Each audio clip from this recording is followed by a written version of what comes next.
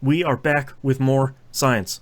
This is We Roguelike It ranking for Blacksea Odyssey.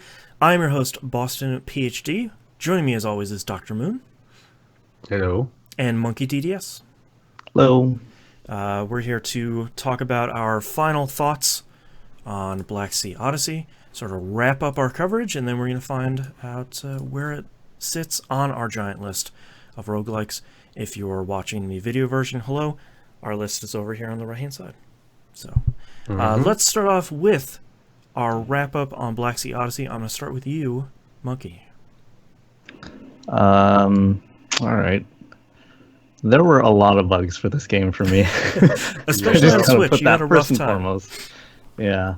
So that may color my opinion on it kind of negatively. You can say you hated it. That's fine. I didn't hate it. It was fine. I can see what they were going for. I can see, I can tell this was probably some of their first games, right? Like the developers, and like we said, it was a team of 3 people, so I understand that there will be bugs, but coming from a QA background, these bugs affect me a lot. And especially coming off the heels of Solitarica, which is incredibly polished. It's just kind of a big swing. Yeah. But playing it is fine. Once I got used to aiming, I guess, not really the controls, because the control okay, but aiming the what is it called, the harpoon. Yeah. At specific things. Once you get that down, the game opens up, I guess, or it gets easier. I say it gets easier, but it gets super hard. Yeah. Oh yeah. Yeah.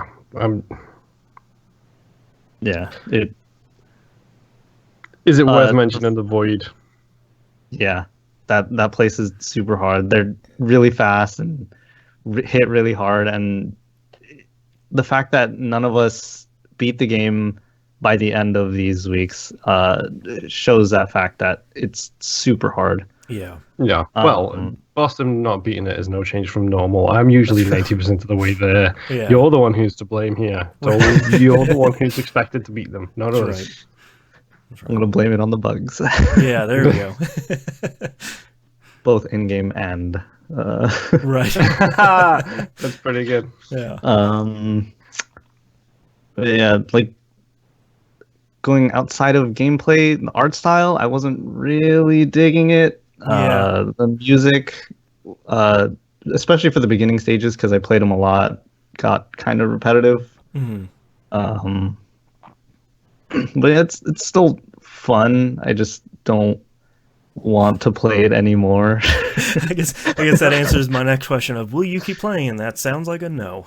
Yeah, I can't bring or I don't think I can bring myself to play this anymore. That's right. Tom Nook needs your help. Exactly. Yeah. Moon, how about you? What are your final thoughts on Blacksea Odyssey?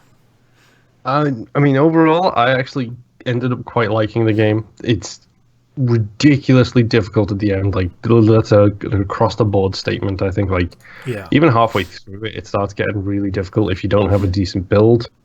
But for me, this worked pretty well because I didn't suffer from the bugs that Monkey did. Also, that could be because I wasn't playing it on the least of all of the platforms. I'm just kidding. The Switch is fine. Right.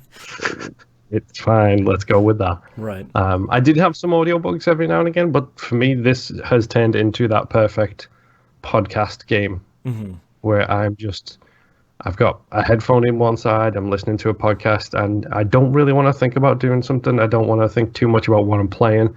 I don't want a checklist of all of the items I need to do to upgrade my Majima or Kiryu.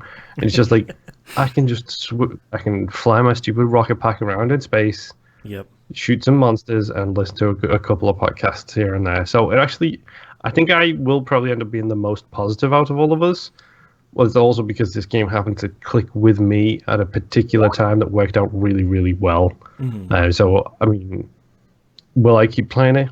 Probably, yeah, because until I get the next, switch my brain off game, this will probably be it. Right. It will be a case of, I can do a couple of runs here and there, and a couple of runs here and there turn into 30 minutes each run now for me because I'm getting consistently up to like round 7, 8, and 9 every single time, and it's like I'm one step away. I'm one step away from literally finishing the game, and it's like maybe once I've done that, I'll be like, okay, I'm done. I'm done. Yeah. Kind of like me with what was that one? Dungreed. Where, Yeah. like, Yes. I was so close when we were ending, and then once I finished it, I haven't played it since. So Yeah. Yep. Yeah. Yep. I never really clicked with this game. I don't think it is. I don't think it's a bad game. I think there are a lot of design decisions that I think I probably would have made differently. I think the tutorial is solid, but I think it misses the out of level experience that needed to be explained a little bit better. Like, I think the map of picking your bounty should go away because it doesn't really serve a purpose. It should be that list of X number of bounties because Yep. that gives you the information you need. And it would have been nice for the game to explain, hey, you should probably start with legendary rune drops and then follow that up with keys, or here's why you would want to prioritize one over the other, and here's what elite bosses means, and here's what the difficulty number means, and stuff like that. Like, I'm glad they explained the gameplay, even though it's largely a twin stick shooter plus the harpooning. But the other half of the game would have been nice to get an explanation of, and kind of a little bit of direction on, because I often felt pretty directionless in the game in general. And I think that beginning experience is rough, and I think the beginning of every run felt pretty difficult, largely because the first levels should have been shorter to kind of start getting that upgrade train rolling a little bit faster. Yeah. Because a vanilla blank slate character feels very weak, but as soon as you start getting extremely weak. yeah, like you get those first 1 or 2 runes, even if they're not great ones, you immediately feel significantly stronger. And I feel like if you just have those, get to that point much faster, then you it's the same problem with talking about Enter the Gungeon in the previous episode. It's the same problem that Enter the Gungeon has that Binding of Isaac doesn't have. Binding of Isaac's first levels are like 5 rooms. You get an item, you get a shop, you get a boss. Boom, you probably have 2 upgrades already. You get started with your run very quickly. I feel like Blacksea Odyssey needed to do that, and then lengthen, increase the size of the levels and lengthen the run as it goes on. But the beginning just feels really rough. So Yeah. I won't play it anymore. I thought it was fine. I never really hated playing it, but there's so much more other stuff that I need to be playing. Nevertheless, right to play that I really need to. So, with all that out of the way, let's get down to our science. Let's start here at the bottom of the list, since there's some differing opinions here. Is Blacksea Odyssey better than Sunless Sea? Yes. I think, yeah. Okay. Not sure I would agree, but okay. Is Blacksea Odyssey better than Don't Starve? I would say yes. I didn't really click with either too much with Don't Starve, so I think, yeah. Okay. Whoops. Hold on. There we go. Is Blacksea Odyssey better than Cave Blazers?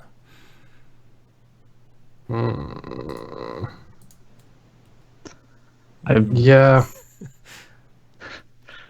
I would go with yes, to be completely honest, just because. I mean, Cave Blazers is a fun game. It's not terrible. It's not a horrific mess of a game, but I know that I'm going to be the one who pushes this game up the list. Mm-hmm. Like, I know you guys bounced off it a lot, but I would personally say that I probably enjoyed my time with Blacksea more than I did with Cave Blazers.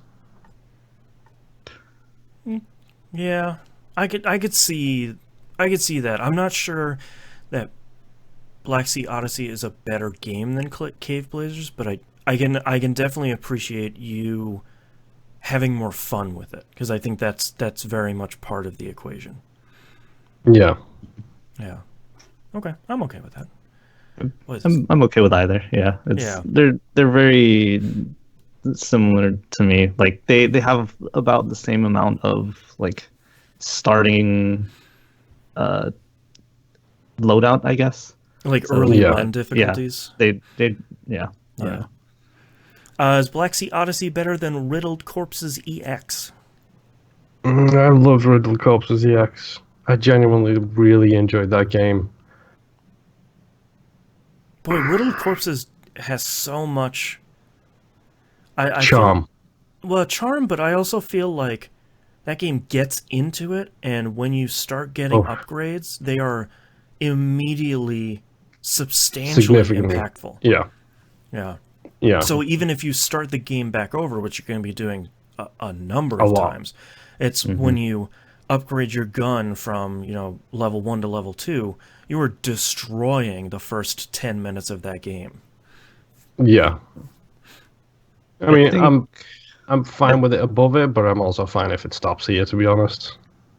I think Blacksea Odyssey is a better roguelike than Riddled Corpses, because I don't like roguelikes that you cannot beat on the very first run of a new save.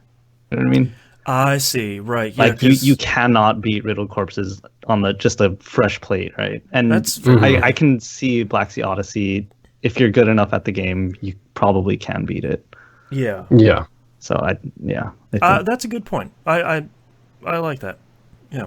All right, well, let's scooch that over above Riddled Corpses. Is Blacksea Odyssey better than Galaxy?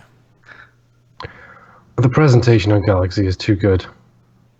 And I Galaxy is punishing in a way that Blacksea Odyssey doesn't really feel like, but that's because you didn't get up to anything past round 5, dude. Let me tell you about round tough. 6, 7, 8, and 9. Yeah, it's just it's rough. But I feel like Galaxy definitely doesn't suffer from the early run difficulties that Blacksea does. Like Galaxy, you have a lot of your tools, and you can, through thumb skill, as people call it, you can make a run happen through just sheer dodging and slashing and shooting. So I would probably say Galaxy is better than Blacksea Odyssey. I think I would as well, just because I feel like if I was able to get the controls down for Galaxy, I feel like I would really like it, but I just could not control that game. So yeah. All right. Well, it looks like if the list here is correct, it looks like Blacksea Odyssey is our number 15th game, 16th. One of those. 15th. Our list is getting big. Yes, it is. Yeah. So that is our list. Don't forget the next game is Vambrace Cold Soul. That we're going to be playing for probably the next 4 weeks. That's sort of our default, and if it needs a little bit less time, then we always have that opportunity. If it needs more time, then I guess you'll play on your own time, because we have still like 120 games to go through our list. Oh God, heaven help us. The list is insane. It's really crazy. It is. It's really very impressive. All right. Well, thank you very much, everyone, for listening, and we'll see you next run. Bye. Goodbye.